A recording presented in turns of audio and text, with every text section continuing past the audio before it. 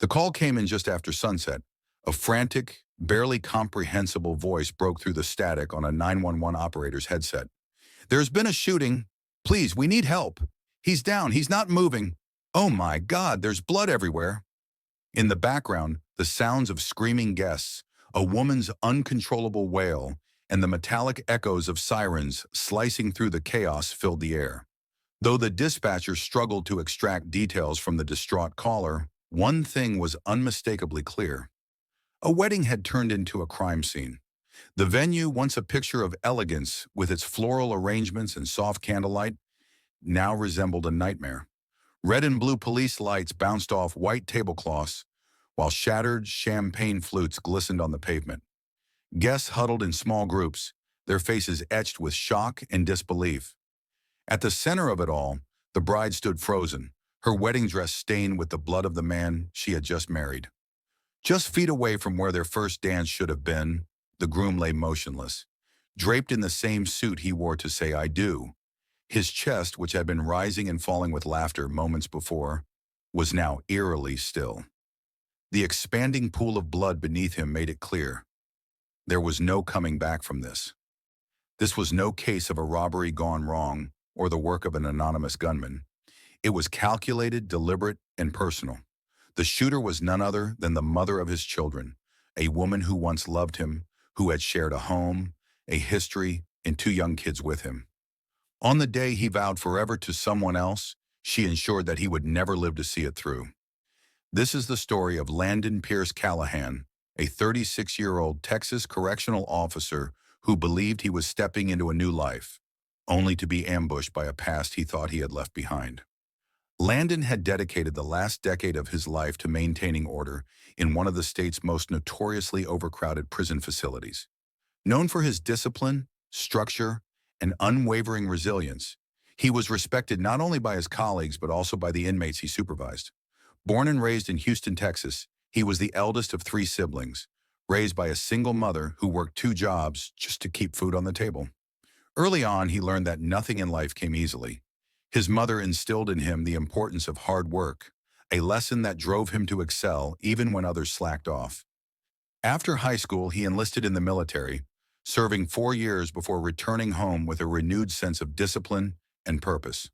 The structure of military life prepared him for a career in law enforcement, and he soon enrolled in the Texas Department of Criminal Justice's Correctional Training Academy, where he took his job seriously from day one.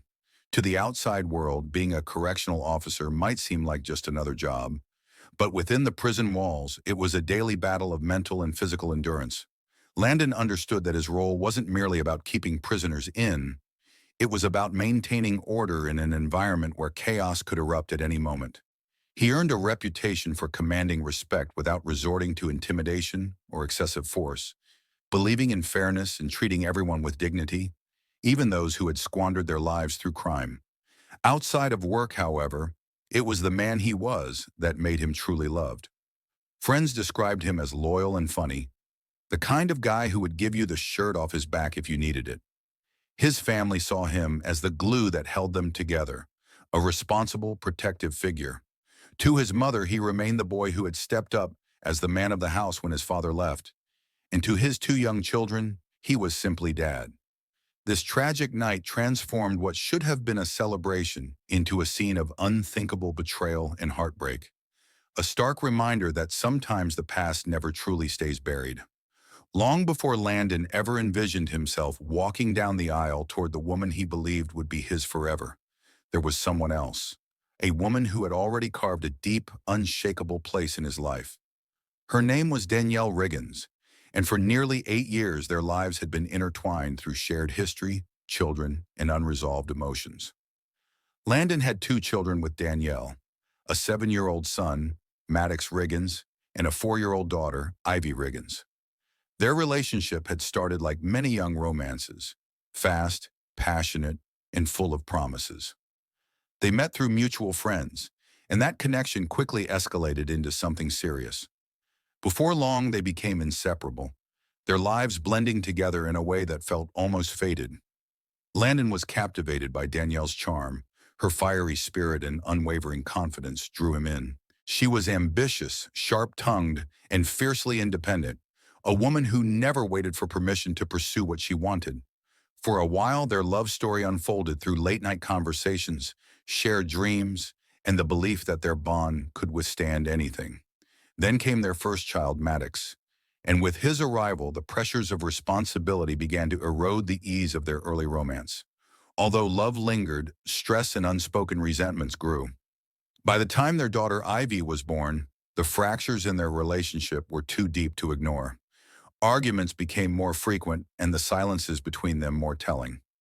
Danielle refused to settle, and Landon found it increasingly difficult to be confined by a partnership that no longer felt balanced.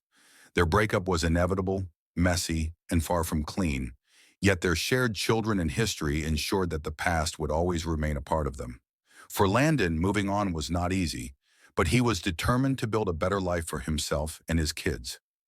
He remained actively involved, never missing a birthday, always there when they needed him, serving as more than just a father in name, but as a constant presence and protector. Danielle, however, viewed Landon's decision to move on as a betrayal, a rejection of everything they had built together. When he eventually found someone new, someone he was willing to marry, it felt to her like confirmation that she had been disposable all along. Landon's new relationship did not blossom overnight.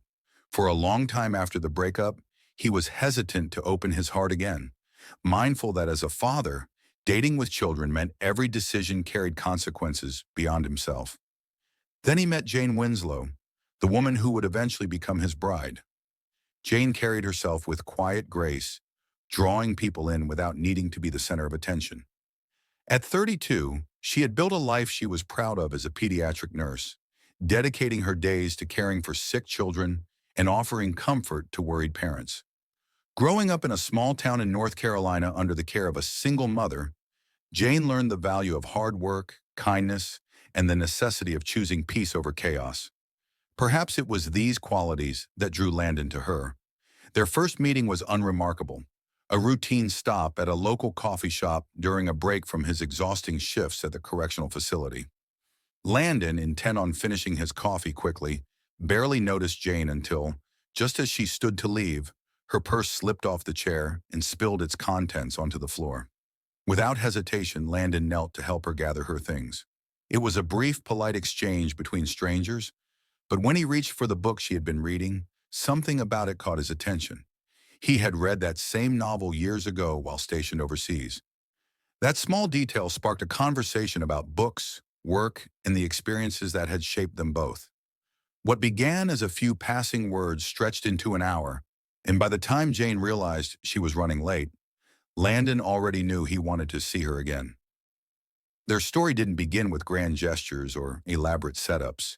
It started with a spilled purse, a shared love of literature, and a conversation neither wanted to end. Jane was different from Danielle in almost every way. Where Danielle was fiery, Jane was soft-spoken. Where Danielle thrived on control, Jane believed in partnership. Their relationship grew steadily, built on understanding, mutual respect, and a shared vision for the future. Landon had finally found what he thought was peace. Yet what he didn't realize was that while he was moving on, someone from his past wasn't ready to let go. Danielle wasn't merely watching from a distance. She was keeping score. When Landon eventually proposed to Jane, when the wedding invitations were sent out and their engagement photos were shared for the world to see, Danielle's anger transformed into humiliation. To her, this wasn't solely about lost love. It was about revenge, and revenge was coming. At 34, Danielle Riggins carried herself with a confidence honed by a lifetime of being determined to be seen.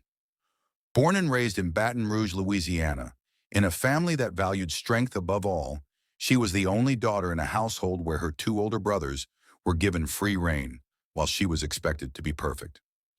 In Danielle's world, perfection meant control. She had built her life around that principle, excelling academically, athletically, and later as a real estate agent, a field that rewarded ambition, quick thinking, and an unapologetic ability to negotiate. Danielle thrived by setting terms and dictating outcomes, a mindset that bled into every relationship. When she met Landon, she saw him as a challenge, a strong-willed, independent man, not easily swayed. Their whirlwind romance was marked by passion and intensity, but beneath the surface, their constant battle for dominance became exhausting.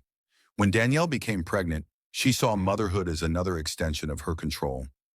Their son became her tie to Landon, an anchor that forced him to remain connected whether he wanted to or not. But even a child couldn't mend what was broken. The ensuing arguments escalated until Landon's patience finally wore thin, prompting him to walk away. Danielle, rather than breaking down or begging him to stay, calculated her next move. The ensuing custody battle was brutal, with Danielle using every legal loophole and ounce of leverage to control the situation. Although Landon eventually secured shared custody, nothing felt equal. Danielle dictated the schedule and rules, making sure any misstep cost him precious time with his son.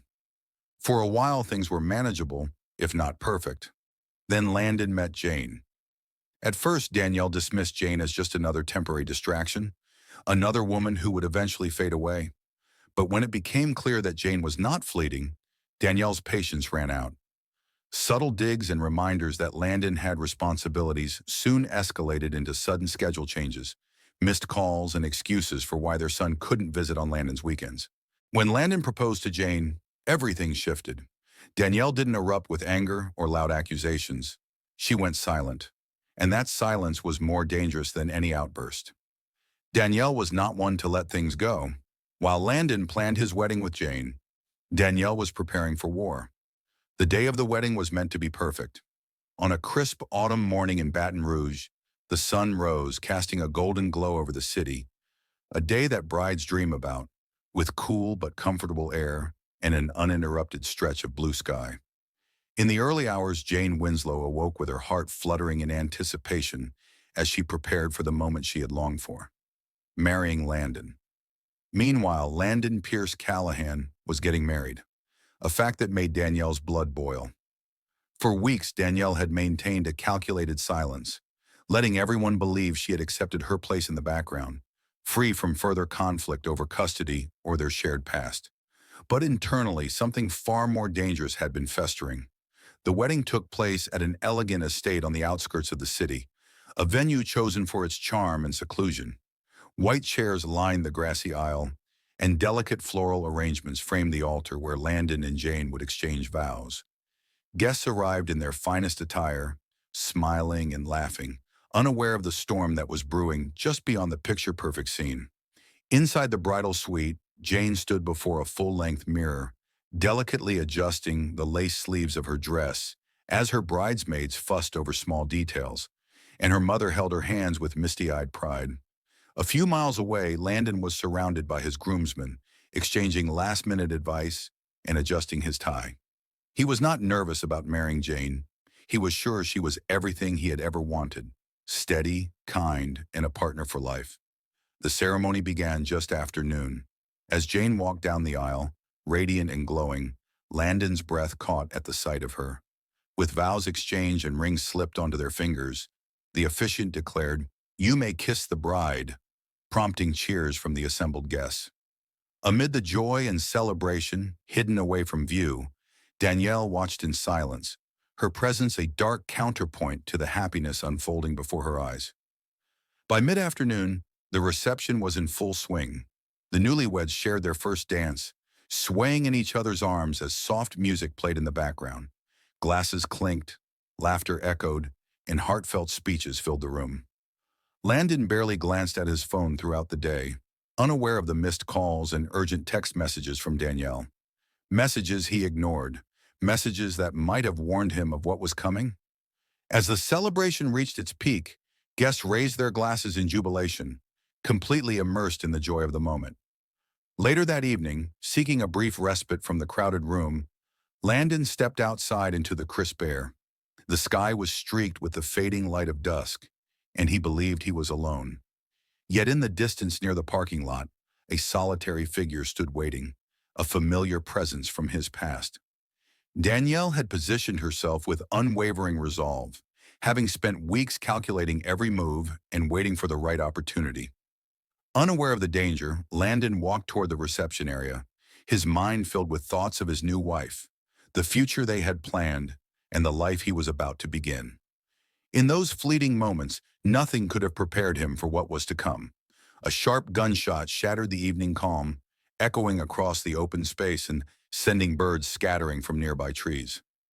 Landon staggered, confusion and shock contorting his features as he clutched his stomach where searing pain erupted. Almost immediately, a second shot rang out, forcing him back as his legs weakened further.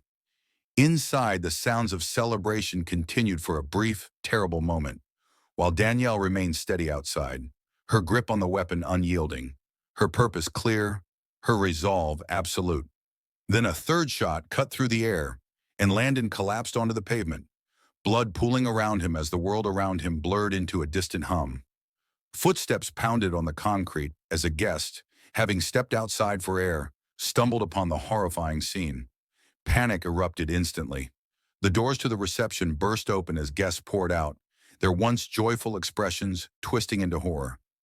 Jane pushed desperately through the crowd, her dress trailing behind her, her breath catching as she took in the sight of Landon, lying motionless on the ground, his pristine wedding attire now soaked in blood. Frantic shouts and cries filled the air as someone fumbled for their phone to dial emergency services. Sirens began to blare in the distance, growing louder with every passing second. Yet by then, Danielle had vanished into the night, leaving behind nothing but devastation in a scene that would haunt every witness. The wedding day that had started with so much promise had ended in tragedy. Landon Pierce Callahan had been shot just outside the wedding venue, his blood staining the pavement where moments earlier he had been celebrating a new chapter of his life.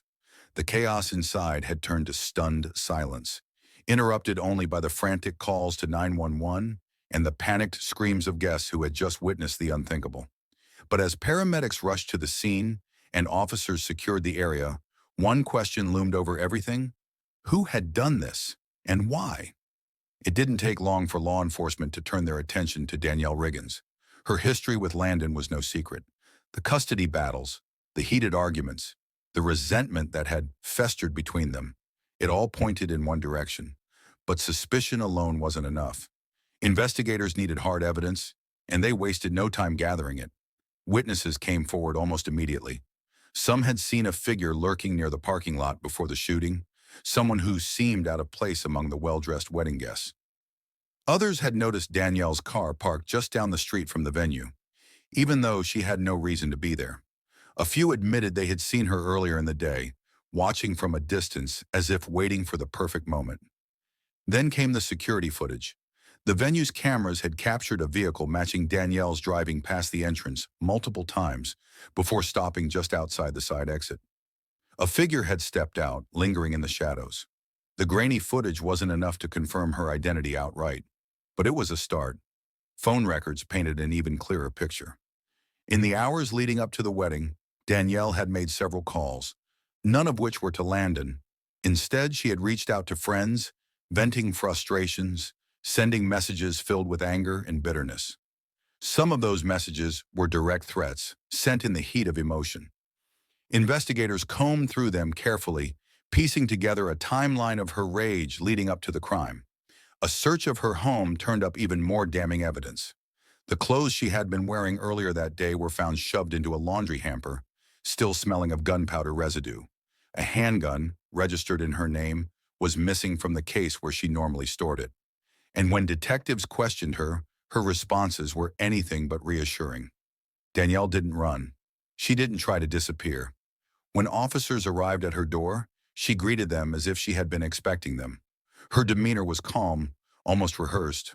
She denied everything at first, said she had been home all evening, had nothing to do with what happened. But when pressed about her whereabouts, her story began to crack. Details didn't align. Her timeline had gaps she couldn't explain. And as the pressure mounted, so did her frustration.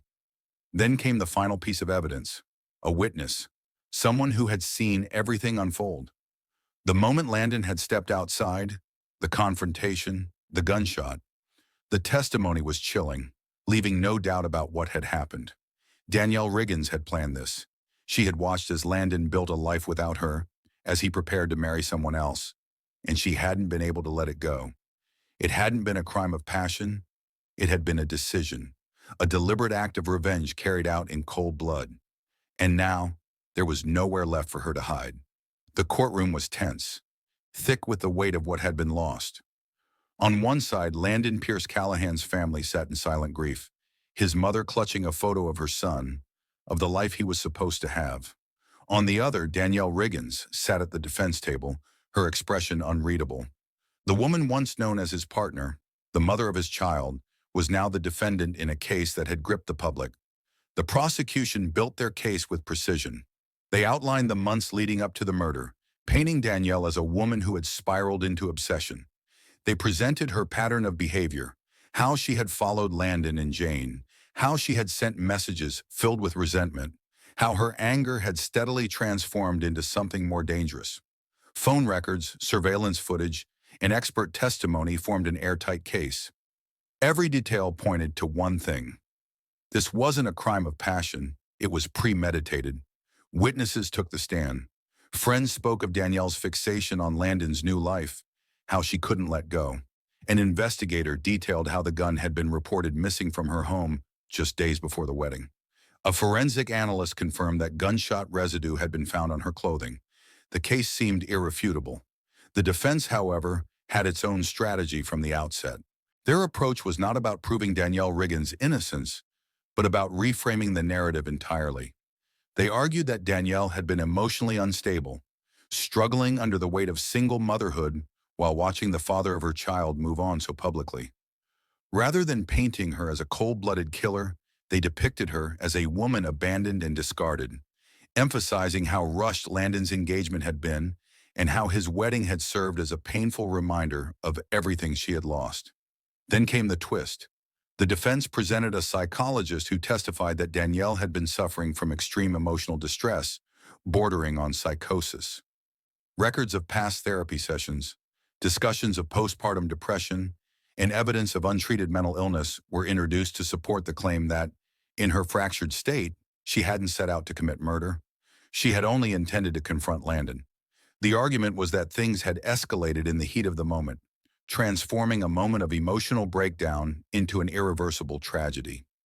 This stance sharply contrasted with the prosecution's argument. Cold calculation versus emotional collapse, a carefully planned execution versus a tragic mistake. The case reached its turning point when, after hours of deliberation, the jury returned with a verdict. A murmur rippled through the courtroom as the verdict was read. Guilty, but not of first-degree murder. The judge ruled out premeditation, citing Danielle's history of emotional distress and the defense's claim that she had not entered the venue that day with the intention to kill. Instead, she was convicted of second-degree murder, a crime committed without prior intent but executed in a moment of overwhelming emotion. When sentencing was announced, the reaction was immediate and raw. 25 years was the sentence. No life sentence. No restrictions on parole. A collective gasp filled the courtroom. For Landon's family, the ruling felt like a half-served justice. They were left to grapple with the loss of a life, while the punishment seemed an insult to the depth of their grief. Danielle herself offered no reaction. She stood silently as the judge issued the ruling, her expression unreadable, her fate sealed.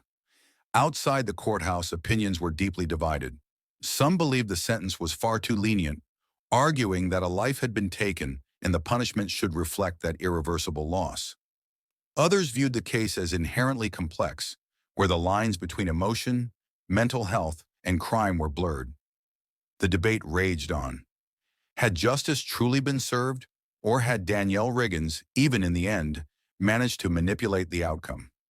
The trial may have ended, but the questions lingered. A wedding day, meant for vows and celebration, had turned into a crime scene. The future Landon Pierce Callahan was meant to embrace, filled with family, love, and hope, was now reduced to court transcripts and evidence logs. His name, once associated with promise, had become etched in headlines as another tragic victim of a crime some argue could have been prevented. Danielle Riggins' sentence left a bitter taste.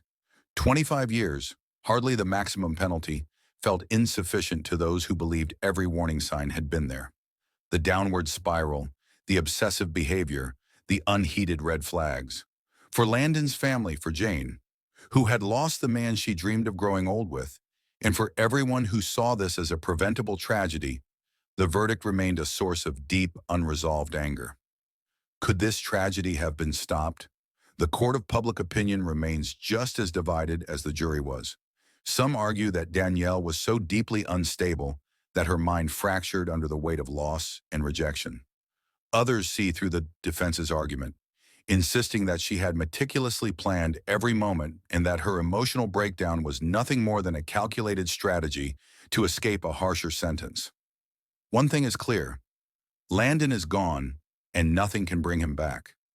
The story lives on, in the whispers of those who attended the wedding, in the enduring grief of a family left shattered, and in the debates flooding online forums and comment sections. Has justice truly been served? Were the warning signs ignored for too long? What do you think? Could this tragedy have been prevented? Was the sentence fair, or did Danielle Riggins get away with something far worse? Let us know in the comments. And if you want more true crime cases like this, make sure to like and subscribe to Crime Within the Mind. More cases, more questions, and more unsettling truths are coming soon.